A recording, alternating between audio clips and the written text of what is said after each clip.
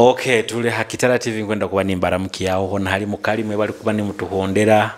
anda mwe bali ho na hali mukali mukwikiya hengaro ibiro kwezi biri ibiro kwezi 14 omwezi ogwe 10 omwaka guno twine okusaba Hakisahe Boma kutegekeiwe Brian Kaboyo meya hamuna kanso yona anda mugambe mukuru wekirekyo ali Apostle Grace Rubega so nitubatangira mu special way abanyoro hona hali mukali boraboli munyoro nabantu abatali banyoro bati no mwikara bunyoro mujye tusime ruhanga bwenkurakurana izire mu bunyoro abwenkurakurana izire habwa amafuta ekirekyo kiyenyino taferwa Apostle Grace Rubega mumumanyire garuka kigambo kya ruhanga leta no mulema leto murwaire Grace Rubega ajja kuba nabasabira so in the special way ngubatangira hakirekyo haboma grounds okusaba kono kujja kutandika esaha isatu ezanye kyakara then tusibyemo nkwenda kusima Brian Kaboyo kolorantu tutekanirizo okusaba oku anka urubuga rwa hoima kwenda kusima in a special way ambora ni nyojira syo muhendo muri somwe haba muri nyina chali wangu ndwa mweta Snow White D Snow White D nwo twina mu studio kwenda kubantu bazabaze munawe tunyumyanyumyemo orugendo rwaye orwa music ya Snow White D webale kujja mu rubuga ani webale kusangwa wikara Kyangwali Kyangwali Kikube district mulingo nkogo tugambira amabara nyo kumanyire nka Snow White D mabwo mutandika kuzina muhindura amabara ganyu biyo bakweta bata amabara gawo genye mara genzaro genye ninyeto bya Mungu area then music making money by Snow White D bya Mungu baba bakia bya Mungu baba bantu munyoro mukiga munyankole mu rugwara mukategorizi zona likugwayo abokwa bya Mungu no bya ruhanga webali that is bikutambu ikurubata bitakyangwali Kyangwali bikulibata kurungu because of omezi nibo ntwara maiso nkekinto kyo mugaso dene kya kabiri kuhambya sente kuba okurungu inka abandi mulingo nkogo bike byo kora Kyangwali bikutayiza ka sente Kyangwali biri bingi because ndi muzini music funame sente title ndi mulimi still season ekuba eyezere kafune byo okulya neminimendi ndura Kyangwali bakweta oisano gira makasente ka Kyangwala by the way Snow White dindura bakutina munaba yaye ba Kyangwala blood mateko muntu obomutina abaine kyakokira and era kirungi kandi nanye nyina abontina tikulugama nti balantina ngunywe tinyabatina Snow White dio no nyikaire nawo kumara akaire by the way nkumanyire kumara akaire ati that is niko kikali oiro busoki kwampaga gonze nkoko gonze mbuzi kandi oli na muri nkutekanirize embaga embago kumanyisa ki embago ga butubaire tukayizira seto ngambire ko ine obugenyi bokutaha enju yawo obugenyi bokutaha enju yange hanu munuka hoima ero bwire bwona nja kuba ninda byamu ninvestinga abantu mulingo gwona tunyumira buli okanyeta bugenyi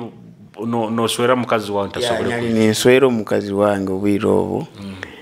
wangamba oli halati wasobole baitu obuvunanyizibwa nkabulora asimu kanyumirwa nkasimu hati omukazi waki aliyo tina uzivu akuchumba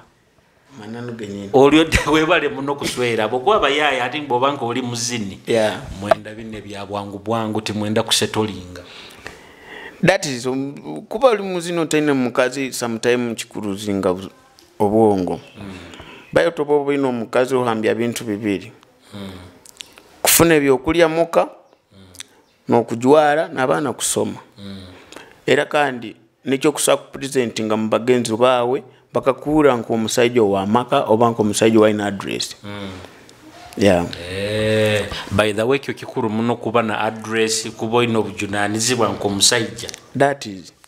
how jo kubo ine nambero kujja kustandingira akyaro okabaza bakakuliriza nobo kubo taine musiro kugumana ofuna owakusa kumanya nti ogo tamweralikira aine mbera kuruga oija muno hoima ojja koraki oimera njamu nyizire bingi business ati nkenyuma omba ininyombeka baikandi bamazire ekyona kikubusikiriza kuba ninkanya muno hoima kurora abanywani Kayiwe Julius n'abazini bagenzi bange bona babade bange kale so obarora mbayikireho basemererwa bamanya nti nkyali mu mezi ya oteire kikumba nko muzina abazina abakusinga ebyenjwara bino bibatalibaniza iwe boha ku designing Brad kino ekikumba kirugirana tinya kudupe omuntu walo kwaja kirora atekereze nywembalize byange bayikandi kinchwire ya oyende bya kabisi no white d nkujuka buluka boina na iPhone oba iPhone yao kiagine iPhone 12 Pro Max Brad abana bakagira bawo bakagiwa Julius abana bakutera bagi yangwali bali babino hali mugenda mbazi mukuzina no balaba abatwere simege nkunira bakaizira mu mbeo abo okuba babe kujja live nanye tinyangwire twakugenzere live bayinta bagwema kale bakanyoleka class eri above tugenda music yeah. Ebyo kuzina bino kabitandika this no white uzina bino nkabitandika bachatukwase corona ukatandikano mu lockdown 2019 ya ubu ati music industry ubu nkuba ningenda mu myaka nka mukaga almost timanyira oba ndi legend oba ndi upcoming okyo tukabere legend tukabere legend kyonga kusikire mbyo kozira tinkoka kyangu alosa kuba you know changwali mbatire and alongo side Uganda Africa ubateire because no bonkuba ni checking ali internet yange kuba ni nyoleke nsione ku viewinga nsione kurora ku viewing nsiona ku viewing ibara lya Snow White D lyoli kaijalita ibara lya Snow White D likagya nke kirabo because nikagenda kwesanga mu Uganda ninye baita Snow White D wenga usayondi Snow White kimanyisa na kanja kubanza ngene mu dictionary manye akati kubanza kulaba muja ibara lyao Snow White baitu Snow guba nko muzira atoja kubinyegesa bo white dichoneke okay ati DN niyo take di kalika design ka design yeah then ukotandika nikizinaki kizina katandika nikizina beta barafiki ya kijunura mu kamera hali bakutunize mu kamera twakapera ka warafiki kalizo imenyo kazina vasi zo Ruganda yes tuhereze mu akapera ya tinalinina abemikwano banji nnyo eya gansula nabo ganseka nabo o mama tikatino bafuse bayuda katonda nze nkole ntya oli namba kinga na gamba nilikuwa na warafiki mingi sana nacheka nao nakula nao o mama lakini sasa bwana kusakuwa dui Mwenyezi Mungu nifanye vipi mulingo ekizina kyo abantu bakakienda ni nchabatire kyo nyama nagawo hitendi kyo kikagenda kitekyo kya abantu bakakiresevinga bataba comments abantu bakugambaga bata comments zikalabanga nam kandi nkazunyumirwa abakibaire nyuma abakinyumirwe respectanti mugende maiso no pushing ebirungi nkebe then producer kaba producer kyo producer msaja taho kuba mwita Joy Records wakiangwali ya wakiangwali no yakikaliremu Joy Records tukuramukize that is a big up yenyini because is a guy ali kandi ali muntu wabayingi konkiete then waleta hite yabari yamani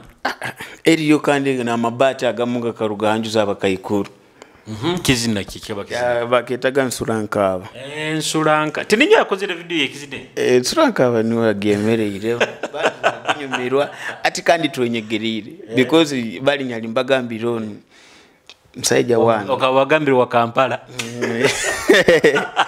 mbagambire wa Kampala ibala lyanyeta because ati ndugire bunyoro ngenzere Buganda abantu bagambe ge manager Julius okay walo ko najja kubana brand yangi bagimanyira bayaye ngamba ira bajja kubani bahuliriza kandi nkunirira bara mpika oni benda bakuikire bajja kuba bayingi muno and I don't know ba olanyikiriza zangu singa barajja gamba receiving mbakuletere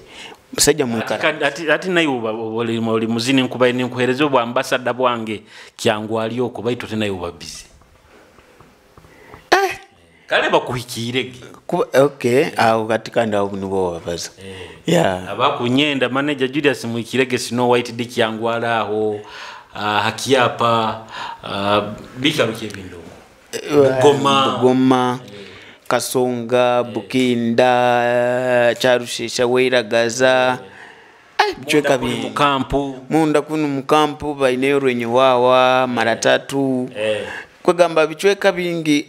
maybe twakuze nkasemba yo kwijjayo hasho ya DJ Green boy wangu gwata mu America mwana akasaganyiza kurungi kandi rero stira kuhelpinga muna bana bomoka mulingo DJ Green nkuramukize cyali wangu baitu obuzire namba yange nkagikwa DJ Green gikose DJ Green ogo cyali nawe aba busy by can DJ Green ebyo wankoleire nkasima and by the one pay na offer akwata talent za abana bakyangu aloko by the way nyingi zamani muno bayimukize bayingi because I know mojo bakweta ne so I'm pushing it too much and era still tali niwe wenka abakaikuru uko mbyaro abakuwasa kwegamba old wakagendera kukolera migisa nikonda aketa because of following about DJ Green okusakusanga mwingi hakuyamba abatakwesobola ne na talents ngata amusajja murokole that is then waleta Surankaba ay Julius nkaleta Surankaba abonya bandize kufuna bali bazini bagenzi bange orabiri magezi kikulola wa kituruko mlingo nkoko nabagamba bojo chikwizira otakimanyire chijo otakimanyire akana nyenga producing ekizina ekyo kunyi producing ebindi baikanda abantu bakigonza nanyenya egonde zangu kozere birima amagezi ataho obusente batandika kubookinga booking nzifuna happy birthday show na muno muneke nsimira ruhanga nti kuba omulingo nyayini hiraga kutandika taniko kyaba ekikatandika kiri kyamani gayingi because nyakafuna out show mu Buganda shonka mukaga kandi no ganote ngani ntera kandi nsasurwa kya kinyongera amani kandi nikinde tuzana bazini bagenzi banga abamu kuntina nanye nimbatina because Nsurankabe ne producer kabo akawa Favor mwana wanu munuka hoima Favor Gento mulolo iru baitu tueleza akapera kekizine tueleze Nsurankabe nja kuba verse oba mbatandike ruona ndukara kati tueleze chorus yonka Tinsurankabe mama wabana nondeka wono genda kakano genze mama wabana ndi kunonyeza wanze Nsurankabe mama wabana nondeka wono genda kakano genze mama wabana ndi kunonyeza wanze hati saa zino project kempya kayoeni project ero mbandize kubatera Christmas baizo ziri project zingi Christmas songo ryo ole sinekizina kya Christmas mulo tuhereze mu akapera ka kizina kya Christmas kizina kya rekoda kyali mu studio nikiri mu studio eri gospel but nkunira naye ja kubane kangama abantu no kya Christmas kira kitali mu studio tuhereza akapera tibajaki kandi bakiba basaije bakiba tukireke no kusako bahereza basampling ti ozana Snow White tulumbe ozana lunakurwa sekukulu nja kubichwachwamu tikulisimanseno mpulira bikaye kulisimanseno mpulira bikaye say tingato twaguze no mpulira bikaye engoye twaguze mpulira bikaye say Tabachala chiri kitya nabame chiri kitya tiwulira tulakempya ekwata Christmas ino kwe kuchakala tusoke twebaza omutonzi toyatuwadde obulamu ne motoka twevuga tabana tuzadde abwaki kyangwala okumusinga kuzina Oluganda n'Oluswahili abo kugamba nti aliyo muno kabira kezi kusinga kuba kyangwala kyangwala tuli mu Bunyoro ya still yes eri Bunyoro baitu aliyo kabira nyingi muno era tukanyayo tuli Banyoro aliyo Abakongo aliyo Banyarwanda Abakongo ni baturagala mu mulingo nti eri camp n'Abalulu Bakalamoja Balango everything is there muntu ke woyegomba mu music mu kuzina kuno hano mu Bunyoro tutandikire kale Bunyoro Bunyoro munu nyegomba kandi era still mbere gino okufuna obusobozi nkayikira omuntu ogwo kusa kunyumirwa muno ata Figo West na Kaola Boys nkusa kukola nabo singa bayikiriza abandi aheru ya Bunyoro nali nyine yo Tom D baiza wetuka meeting no meeting Muzabibu Tom D tuka meeting kale ayujwamo mulingo gwa finance bai kandi bwire bona kijja kupaniki rapam then next Paraso Spice Diana abo na big up bwire bona nkubasalawo kandi abagizera still ni baba kintuma tinku kyetuma abahagizi nibo bakutuma bakwenda ono ya bagizi nibo bakuntuma ni bagamba ono singo muhikira oja kuba notusemeza kuba ko kiteye Snow White D mu busumi bwawe mbuyire bwawe bwa tugambe bwa obutaina kyokora tinyenda ko ese kigambe kitaina bokora baitu free time bikibe banokora mu free time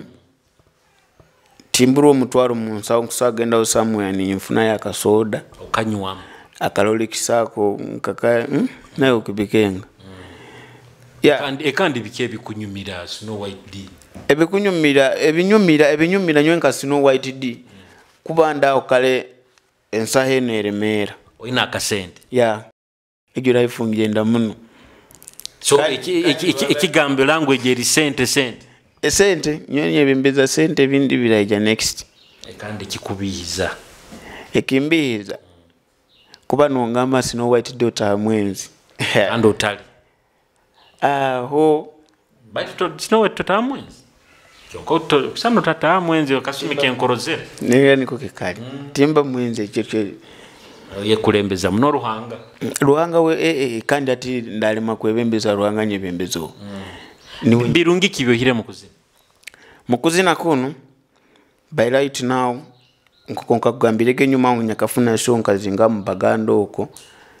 eso nyakafunire mu Bagando oko mukaga nkafuna mu poloti full poloti odenya tamu nenju kale aho nonyemerere tikiri kirayira mu tibiri birayira kandi ebibi byosangire mu kuzina challenge ebizibu byensangire mu kuzina kuba no sakuleto omuzini from somewhere no yebo abana bomoka eke kintu kinda bya kubi muno akiri tayonde atatayire nyo echi ku branding abana bomoka kuba ni bahanike ibango mulingo nkogo echi kintu kinda bya kubiko kandi timanyiro batu kinogero mbazi wene ati tugambire mu myaka 5 maisa Snow White D ojja kuba biroto kibyoina mu myaka 5 maiso ebiroto byenyina ekyo kubaniza okyabyona kubani nsa kusobola kusomesa omwana anyina nawe akakimanya ngu tata is caring me about education ekyo kubandiza awo then ekyakabiri nanye nkwenda yakamotoka Julius ovugem nkwenda yakamotoka nanye mvugem wanda kurubato ikali eibala lyange likola manano milingo nkogo ati nkwenda tumalirize bigambo kyebikusemba yo hali abahagizi bawe munsi yona abagizi bange bona bali oko bojo mbasimire muno ebyo mukola ebyo nibyo tukwendera kim kuba ni mungonza ikentaira internet ne mukipushinga nkekiri ekyanyu mutali aho mutima ogwo tulyo tukubatekerezaawo tubalola kebe views manyangu nankani wampa reviews kale so mukanyire kimu nete tuisane bali abatwegomba niyo message about my fan. Yeah. Ako. Okay, abakutondera Kitara TV tubaire no muzini Snow White D. Snow White D ali muzini ali best muno side za Kyango ali okwo munyamasa za Kikube. Nibe bigamba bye bito tubaho itu kutoleza talanta in the special munyikizemba jukizeho ebiro byokwezi I think ibiro byokwezi. Nabirati 12 show ya Bakahora Boys. Kahora Boys bazo mtebwangu ebiro 12 baya kubani batubom muziki kandi live band naito tulokuja kuba supportinga concert bagesere enduru mu maizi Coloping Gardens bateranizibweho ba Serenity 9 bakozere show bantu basatu abo Kahora Boys na Serenity. So tugende tubagira abana bomuka in the special way. Mobile ekatandike kamanyire notes zone kaije zisomere ebikwetagise kaije bikozere nikyo kurora mani ekyayebembeire yo wara people banyitarapa diko mbagamba mbweneva no online mbanindura Kitara TV mani oli wakabi muno agerindiro webale girora mani big up on yourself yamani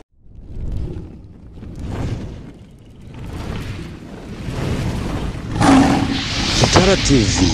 kwegesa kumanyisa.